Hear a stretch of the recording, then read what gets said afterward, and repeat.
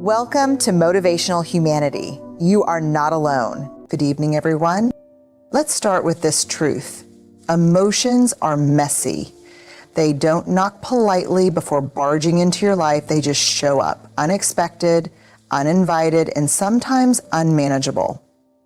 The good news, while we may not control their arrival, we can master our responses to them. Have you ever been in a situation where you're completely overwhelmed, and when someone asks how you're doing, all you can muster is something like, "I don't even know"? It's such a common experience. Our emotions often hit us like a tidal wave, leaving us floundering without a clear sense of what's really going on. Here's the thing. The inability to articulate what we're feeling isn't a failure. It's just the result of not yet having the tools to untangle the knot of our emotions. And this is where naming what we feel becomes so powerful. When we give a name to our emotions, something almost magical happens. It's as though we're shining a flashlight into a dark room. Suddenly we see shapes, edges, and forms where before there was only chaos. When you're overwhelmed, saying, "I'm anxious," or "I'm sad," or "I'm frustrated," can feel like relief because it gives your brain a framework. It's no longer an amorphous storm of feelings. It's something identifiable. And what we can identify, we can address. But here's the tricky part. Most of us don't grow up learning the full vocabulary of emotions. We stick to the basics. Happy, sad, angry, maybe anxious. But that's like having a toolbox with only 3 tools. It's not enough to build or fix much of anything. There's a big difference between feeling irritated and feeling resentful, or between feeling disappointed and feeling heartbroken. If we don't know the difference, how can we begin to heal, grow, or respond effectively? Take a moment to think about the last time you felt off. Maybe you were quick to snap at someone, or maybe you found yourself withdrawing from people. Did you pause to ask yourself what exactly you were feeling? Often we skip over this step because it's uncomfortable, or because we're in a rush to get rid of the feeling altogether. But skipping this step leaves us stuck. Naming what we feel is the first step to taming it. Think about it like this. Emotions are signals. They're trying to tell us something important about ourselves or our environment. If we ignore or mislabel them, we miss the message. For example, labeling a feeling as anger when it's actually fear can lead us to respond in a way that doesn't align with what we truly need. But when we take the time to name it accurately, we can respond in a way that's constructive instead of reactive. How do you build this skill? It starts with curiosity and practice. When you feel something strong, pause and ask yourself, what is this? If the answer feels vague, like "I'm mad," try digging deeper. Are you mad because you feel disrespected? Are you actually hurt but expressing it as anger? The more specific you can be, the better. You might even keep an emotions list handy or use an app designed to help you track and identify your feelings. When you learn to name your emotions, you're not just identifying what's going on, you're giving yourself the gift of clarity.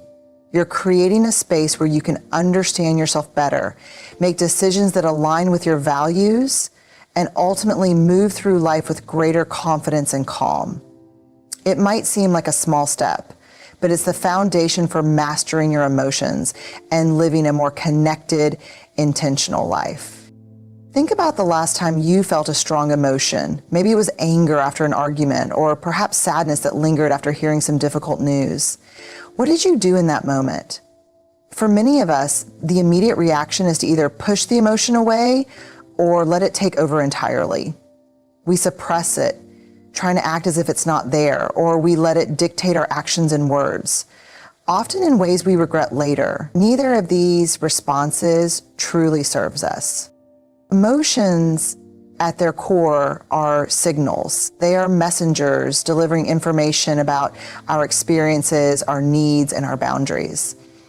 When you feel anger, for example, it might be pointing to a boundary that's been crossed or a value that's been violated. When sadness washes over you, it could be highlighting something you've lost or something that deeply matters to you. Even anxiety, uncomfortable as it is, often signals a sense of uncertainty or a need for preparation. The problem is that we're not always taught to listen to these messages. Instead, we're often taught to fear emotions, especially the so-called negative ones. Anger is seen as dangerous, sadness is weak, and fear is something to avoid at all costs. But emotions themselves aren't inherently good or bad. They just are. They're a natural response to what's happening inside us and around us. The key is not to let them become the boss of us. When we allow emotions to take the driver's seat, they can lead us down paths that aren't aligned with who we want to be. So in researching this episode, I found out that a lot of events that happen in my life don't have to be bad, and a lot of events that aren't aligned with who we want to be. But when we view them as messengers, pieces of information we can examine and use, we gain control of our actions and our choices. Imagine receiving an important letter in the mail. If you ignore it, you might miss out on critical information. If you let the urgency of the letter panic you, you might act rashly without fully understanding the contents. The best approach is to open it, read it carefully, and decide how to respond. That's exactly how we should treat emotions. When they show up, it's not about suppressing them or letting them run wild.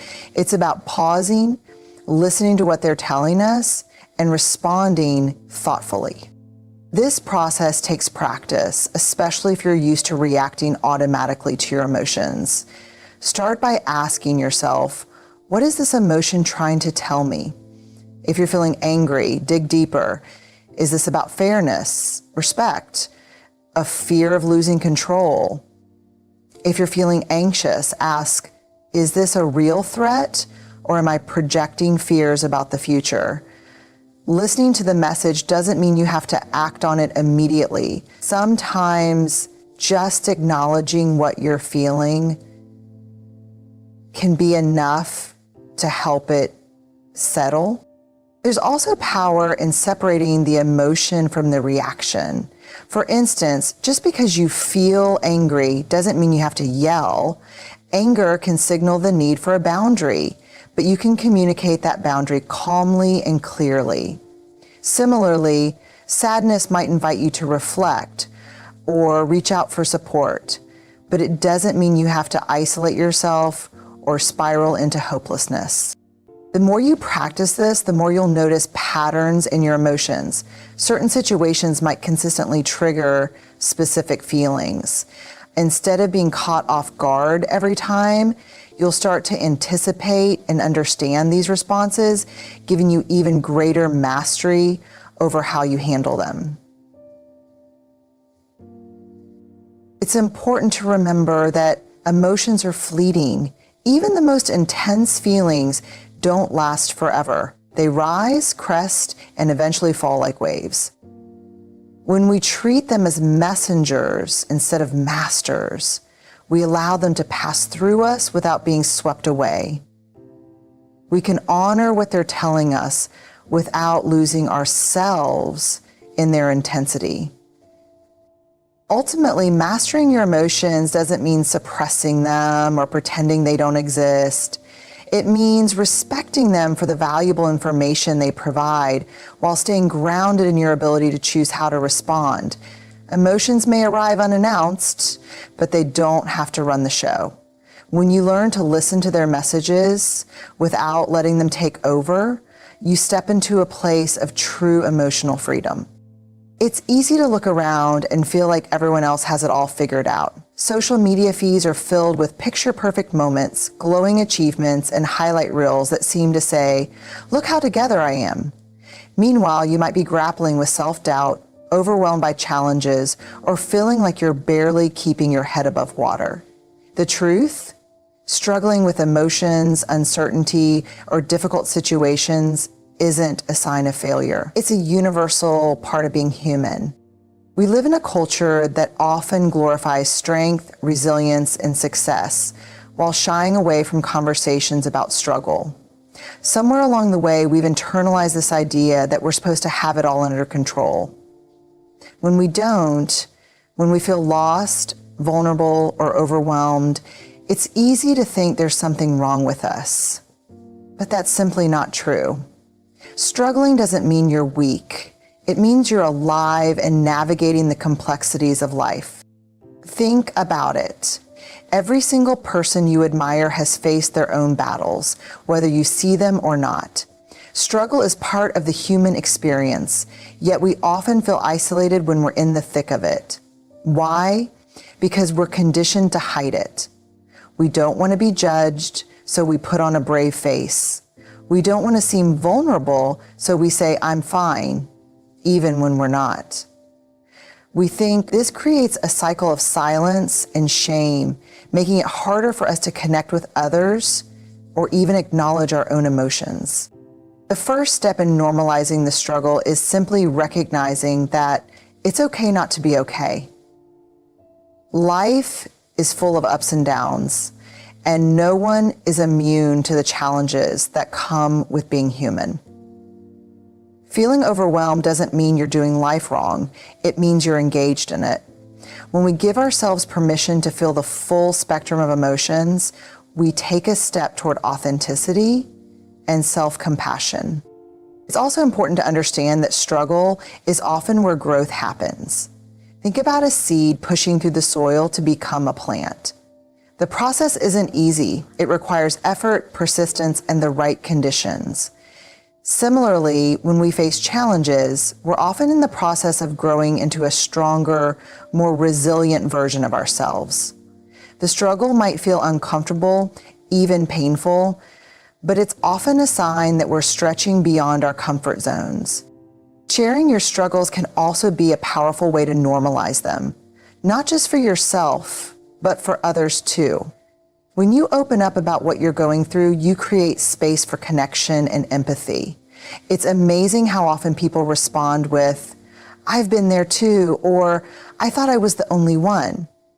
Vulnerability is a bridge that connects us, reminding us that we're not alone. That said, normalizing struggle doesn't mean glorifying it or staying stuck in it. It's about acknowledging that it's a natural part of life and using it as an opportunity to learn and grow.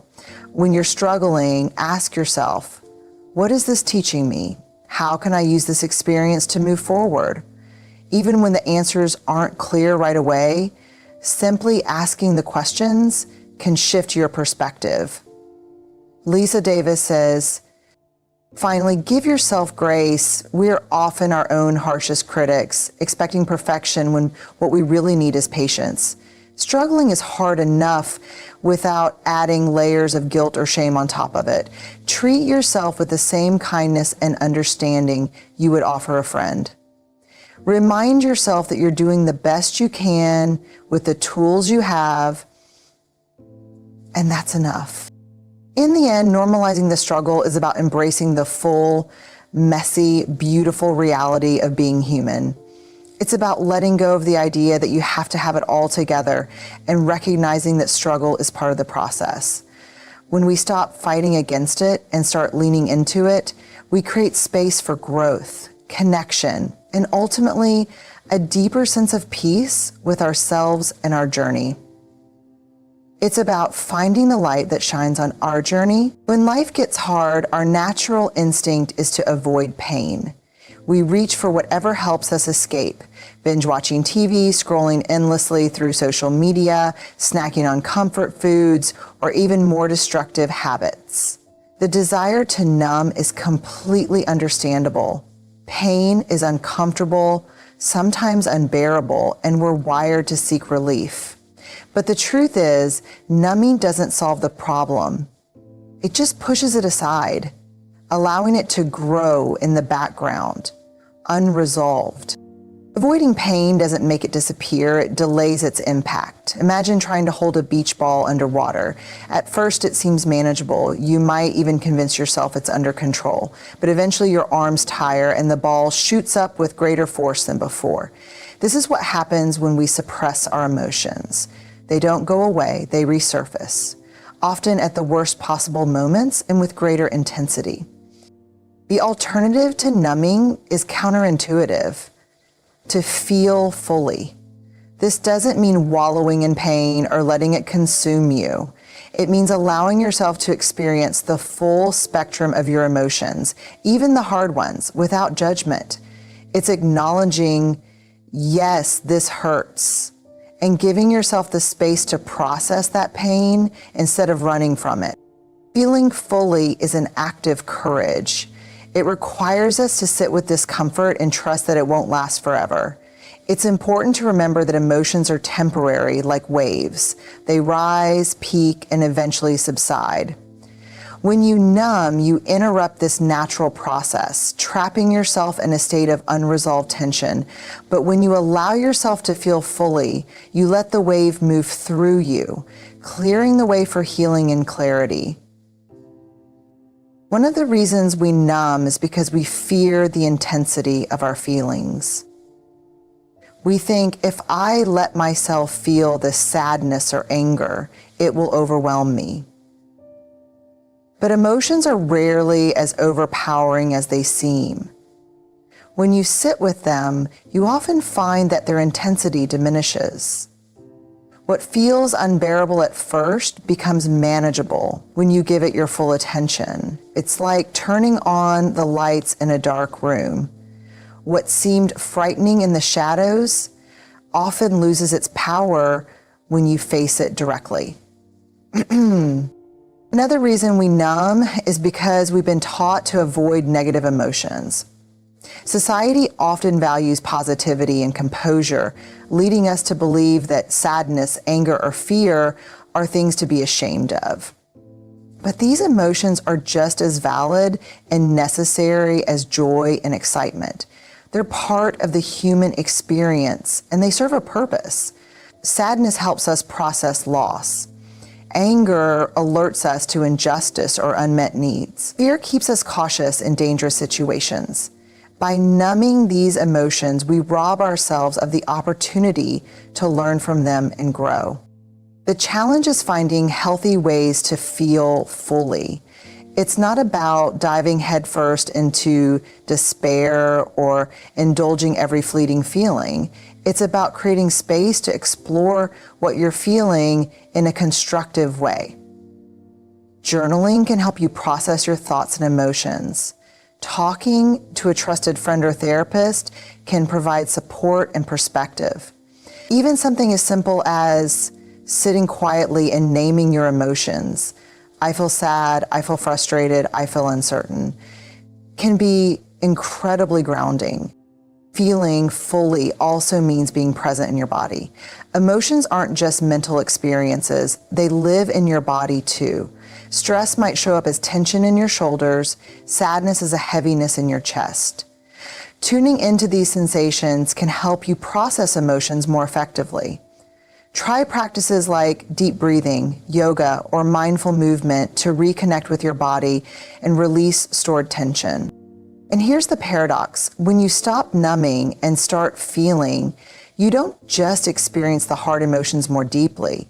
You also open yourself up to the good ones.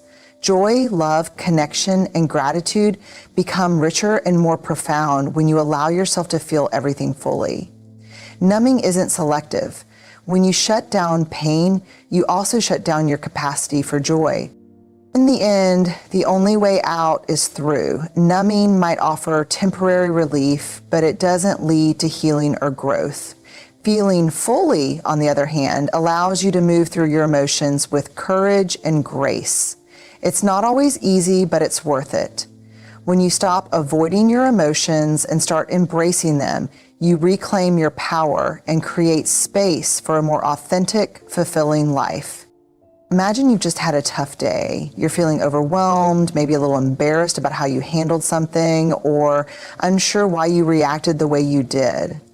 What's the first voice you hear in your head? For many of us, it's our inner critic, the relentless voice that says, "Why did you do that? You should have known better.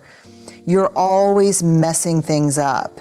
That voice comes so quickly, so naturally, that we don't even question its presence. But here's the thing, criticism rarely helps. If anything, it deepens the shame, fear, or confusion we're already feeling. Now imagine responding differently. Instead of criticism, imagine greeting your emotions and reactions with curiosity. Imagine pausing to ask, what's really going on here? Why did I feel that way? What triggered this reaction? Curiosity creates space for understanding, space for compassion, and space for growth. It's a subtle but powerful shift, and it can completely transform the way we relate to ourselves. The habit of self-criticism often comes from a place of fear. We think that if we're hard on ourselves, we'll improve, that tough love will somehow push us to do better. But the reality is that criticism tends to shut us down. When we criticize ourselves, we activate feelings of shame and defensiveness, which make it harder to think clearly or make positive changes. Curiosity, on the other hand, is inherently non-judgmental. It invites exploration without the fear of failure. It says, let's figure this out together, rather than you're not good enough. Curiosity also helps us uncover the root of our emotions and behaviors. For example, if you snap at someone in frustration, your inner critic might jump in with, "You're so impatient. What's wrong with you?" But curiosity takes a different approach. It might ask, "Why did that frustrate me so much? Was I feeling unheard? Overwhelmed? Did something else happen earlier that put me on edge?" By asking these questions, you can identify the deeper cause of your reaction, and once you understand it, you can address it. This approach isn't just kinder, it's also more effective. When you're curious, you're more likely to find solutions that align with your values and needs. Criticism might lead you to suppress your feelings or avoid certain situations out of fear, but curiosity helps you navigate them with intention and self-awareness. It's the difference between putting a Band-Aid on a problem and actually healing the wound. One of the most beautiful things about curiosity is that it creates a sense of possibility. When you approach your emotions with curiosity, you're not labeling them as good or bad, you're simply exploring them.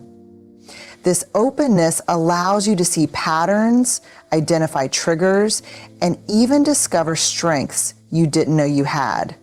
For example, what if your anger isn't just about the situation at hand, but a sign that you deeply value fairness? What if your sadness is a reflection of how much you care? By being curious, you can reframe your emotions as meaningful, even valuable, rather than something to be fixed or avoided.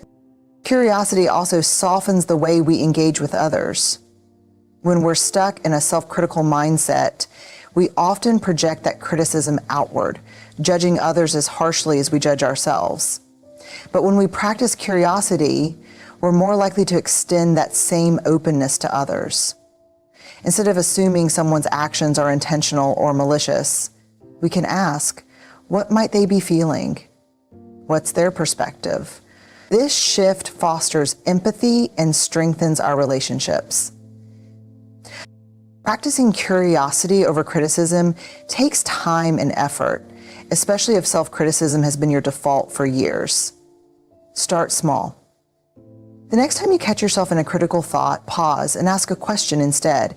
Instead of saying, "I can't believe I did that," try, "What led me to that decision? What can I learn from it?" If the thought is, "I'm such a failure," reframe it as, "What is this feeling of failure trying to tell me? What's the unmet need or fear beneath it?"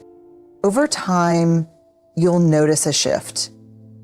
That harsh inner voice will start to quiet, and a kinder, more curious voice will take its place.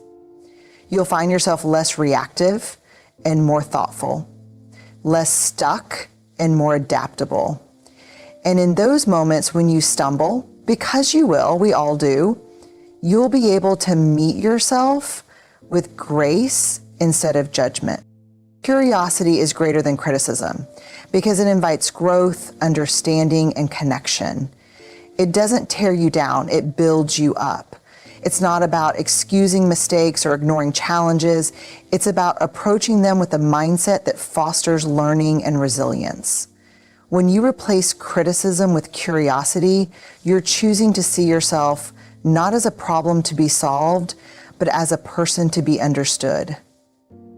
And that shift can make all the difference. When life throws challenges your way, it's easy to feel like you're on your own. You might think, I need to handle this myself, or I can't burden anyone with my problems. This belief, while common, isolates us in our most vulnerable moments. The truth, however, is that emotional resilience, the ability to bounce back from life's setbacks, is rarely built in isolation. It's not just an individual endeavor. It's a collective effort. Emotional resilience thrives when we lean on others, share our struggles, and allow ourselves to be supported. It's a team sport. The idea of going it alone is deeply ingrained in many of us. Society often praises self-reliance and independence as markers of strength. We're taught to keep our emotions private, to tough it out, or fake it until we make it. But this mindset overlooks one of the most fundamental truths of human nature. We're wired for connection. From the time we're born, we rely on others to nurture, protect, and guide us. That need for connection doesn't disappear as we grow older. It evolves, becoming a vital part of our emotional well-being. When you're struggling, the act of sharing your experience with someone you trust can be transformative. It's not just about venting or getting advice. It's about feeling seen, heard, and validated. Knowing that someone understands your pain and stands beside you, even if they can't solve your problems, can lighten the emotional load. It's a reminder that you're not alone, and that simple truth can make all the difference. Think about the times in your life when you've felt most resilient. Chances are those moments weren't solitary. Maybe a friend reminded you of your strength when you doubted yourself. Maybe a family member helped you see the light at the end of the tunnel. Maybe a colleague stepped in to share the workload when you felt overwhelmed. These connections are the lifelines that help us navigate difficult times. Building emotional resilience as a team sport doesn't mean leaning on others to fix everything for you.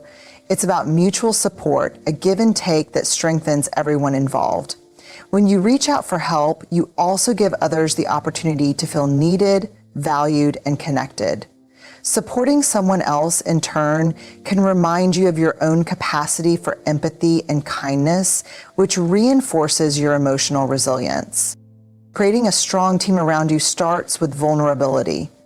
This can be the hardest step, especially if you've been taught to see vulnerability as a weakness. But vulnerability is actually a sign of courage. When you open up about your struggles, you invite others to do the same, creating a space of trust and understanding. This openness fosters deeper connections, which are the foundation of emotional resilience. It's also important to recognize the value of diversity within your support network. No single person can meet all your emotional needs. And that's okay. Some friends might be great listeners, while others excel at offering practical advice. A mentor or therapist might provide guidance, while a partner or family member offers comfort and stability. By cultivating a diverse support system, you ensure that you have access to the different kinds of help you might need. Community plays a significant role in emotional resilience too. Whether it's a faith group, a sports team, a book club, or an online forum, being part of a community reminds us that we're part of something bigger than ourselves. These groups provide a sense of belonging and shared purpose, which can be incredibly grounding during tough times. They also offer opportunities to contribute and connect in ways that strengthen your sense of self-worth. It's worth noting that emotional resilience as a team sport doesn't just apply to personal struggles. In times of collective challenges, natural disasters, social movements, or global crises, our resilience as a society depends on our ability to come together. These moments remind us that we're stronger when we support one another, pooling our resources, skills, and compassion to overcome adversity. Of course, leaning on others requires discernment. Not everyone will respond to your vulnerability with the care and understanding you need. That's why it's crucial to build your team thoughtfully, choosing people who are trustworthy, empathetic, and capable of supporting you without judgment. It's equally important to set boundaries, ensuring that your relationships remain healthy and balanced. Ultimately, emotional resilience is about recognizing that you don't have to face life's challenges alone. Reaching out for support isn't a sign of weakness. It's a testament to your strength and your understanding of what it means to be human. When you let others into your struggles, you create a network of connection and care that not only helps you bounce back, but also makes you more equipped to support others in return. Resilience isn't built in a vacuum. It's cultivated through relationships, shared experiences, and the simple act of showing up for one another. When you embrace emotional resilience as a team sport, you tap into the power of connection. And that's a strength no challenge can break.